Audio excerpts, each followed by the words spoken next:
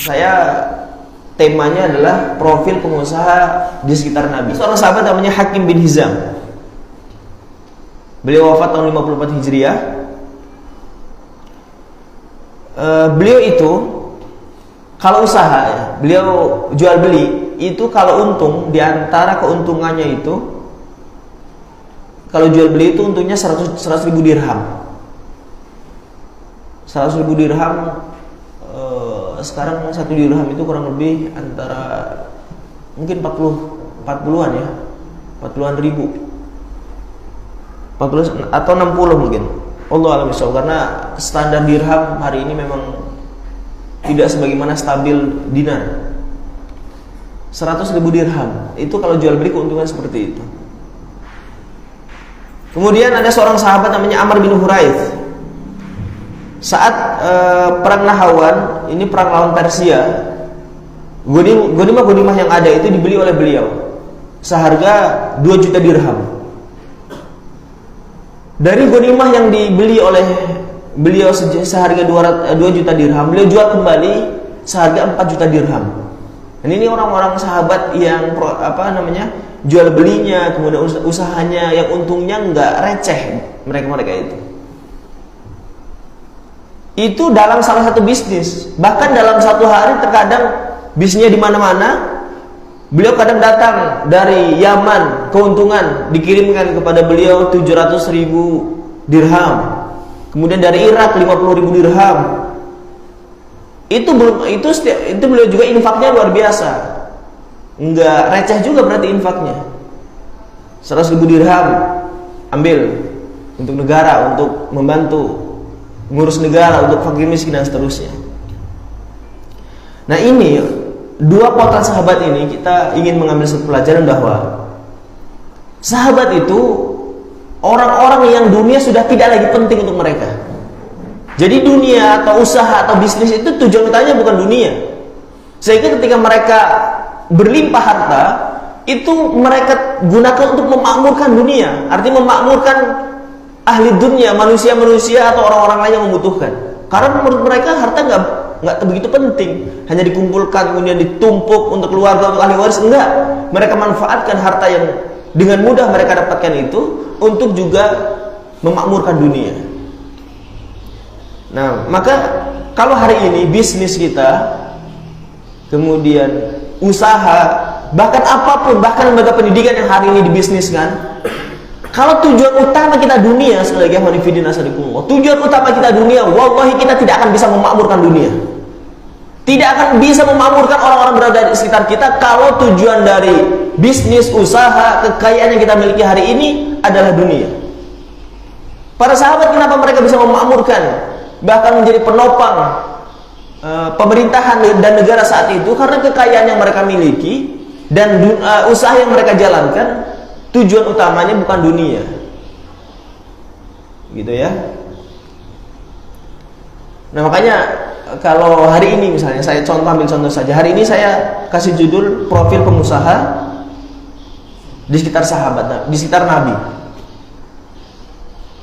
Kalau niat kita mendatangi majelis ini misalnya untuk mengetahui bagaimana para sahabat berbisnis kemudian menjadi kaya, dibandingkan dengan sekarang ikhwan sekalian, kalau ada umahat, sekarang ikhwan dan akhwat sekalian sudah menjadi pengusaha misalnya di skalanya masing-masing, ingin mencontoh bagaimana para sahabat membela Islam dengan hartanya, baru luar biasa. Ini dua-duanya, ini sudut pandangnya beda, mindsetnya beda. Yang satu pengen tahu bagaimana cara sahabat berniaga, berjualan sehingga hartanya banyak-banyak semua, dunia berarti ini orientasinya. Yang satu ingin sekarang sudah ada dunia dalam genggaman kita, kemudian kita ingin melihat bagaimana para sahabat mengelola harta yang mereka genggam itu untuk perjuangan Islam. Ini kan yang satu berarti mindsetnya udah akhirat ini. Dan ini butuh pembelajaran ya, butuh kebiasaan. Cobalah lihat pelatihan-pelatihan entrepreneur yang ada hari ini, pelatihan menjadi bisnis sukses. Promonya kan ngeri-ngeri. Bisnis tanpa usaha untung miliaran rupiah. Masya Allah. Dan itu yang banyak digandrungi oleh generasi kita hari ini. Sehingga nanti fikih halal haram nggak masuk di sini. Yang penting usaha, apapun caranya, yang penting modal nol untuk miliaran rupiah. Kan itu yang tertanamkan. Entah itu nanti syubhat halal atau haram, itu urusan lain. Fikih halal haram nggak akan masuk dalam usaha dan bisnis konvensional seperti ini. Ini arsalakumullah. Sekarang orang yang penting mulai dulu usaha. Sudah kaya raya, banyak uang baru tanya ke Ustadz. Ustadz mau tanya, usaha saya ini halal apa haram?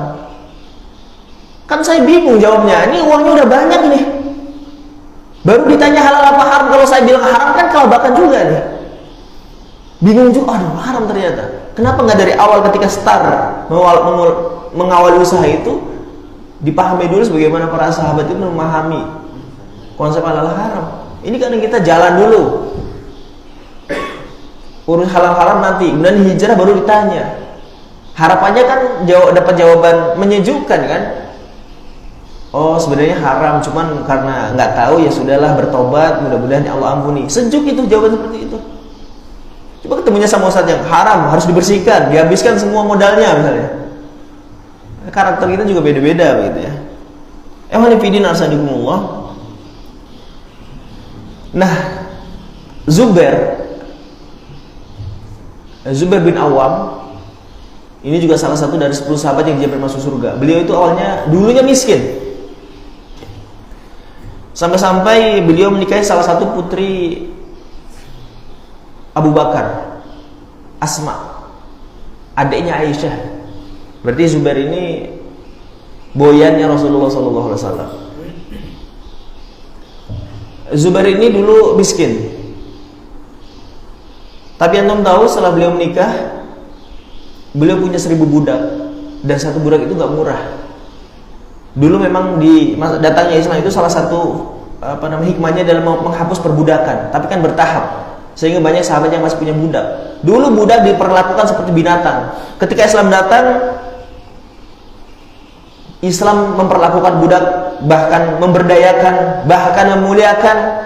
Bahkan banyak sekali ahli ilmu dari para budak, dari mantan budak. Bilal bin Rabah contohnya. Dan banyak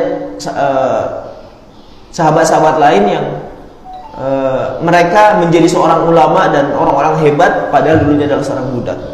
Itu Zubair. Zubair bin Awam punya 1000 budak, belum harta-harta beliau yang lain. Kalau udah punya budak itu berarti udah yang lain udah terpenuhi. Nggak mungkin orang nggak punya kebun, nggak punya bisnis dari kalangan para sahabat tapi budaknya banyak. Gitu ya. Ehwani arsadukumullah. Dan saat beliau meninggal, istrinya 4. Karena kita tahu para sahabat mulia itu, kita tahu istrinya kadang ada yang 13. Itu bukan sekali beliau punya istri 13. Mereka minimal 4. Jadi meninggal langsung tambah lagi jadi 4 lagi, atau mungkin tercerai tambah lagi. Jadi minimal 4. Termasuk sahabat Zubair bin Awam.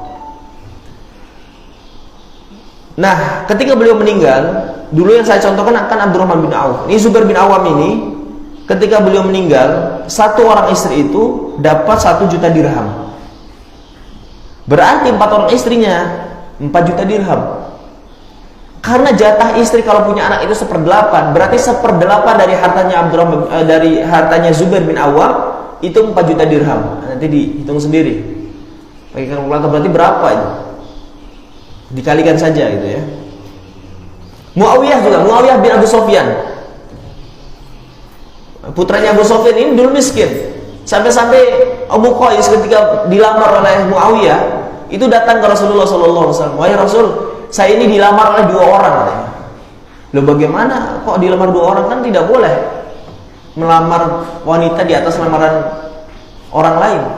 Karena dulu lamar itu diam-diam. Karena memang disyaratkan untuk diumumkan itu kan walimah, nikahan. Hari ini kan kita mulai dari bahkan melamar itu sudah heboh kita ya, secara umum lah kaum muslimin Indonesia. Makanya ada seorang sahabiah, Ummu Qais itu dilamar oleh 2 orang laki-laki. Maka beliau mengadu ke Rasulullah SAW. Kata Rasul, Muawiyah itu nggak punya uang. Karena Rasul tahu siapa yang bertanya, dan dari sisi kelayakan ini nanti cocok apa enggak dengan Ummu Qais gitu ya. Nah, ikhwan fillah arsadukumullah, tapi akhirnya kan Muawiyah menjadi saudagar yang luar biasa kaya juga. Nah, nama-nama yang saya sebutkan tadi, di luar itu Abu Bakar nggak saya sebutkan, Utsman nggak saya sebutkan, Abdurrahman bin Auf nggak saya sebutkan. Semua nama itu ahli surga.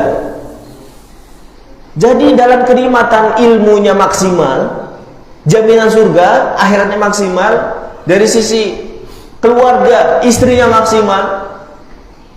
Nah, yang sengsara kan kita nih.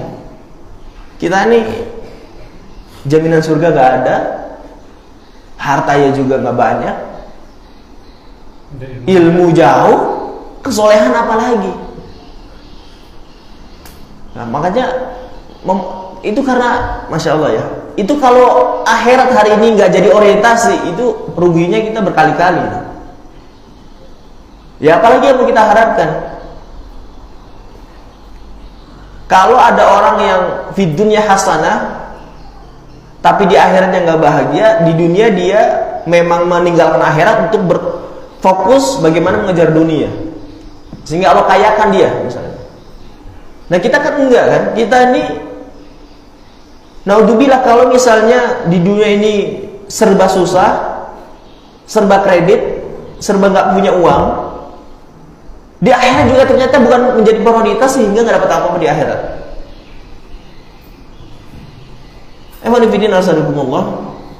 Intinya adalah dari semua sahabat yang sampaikan tadi,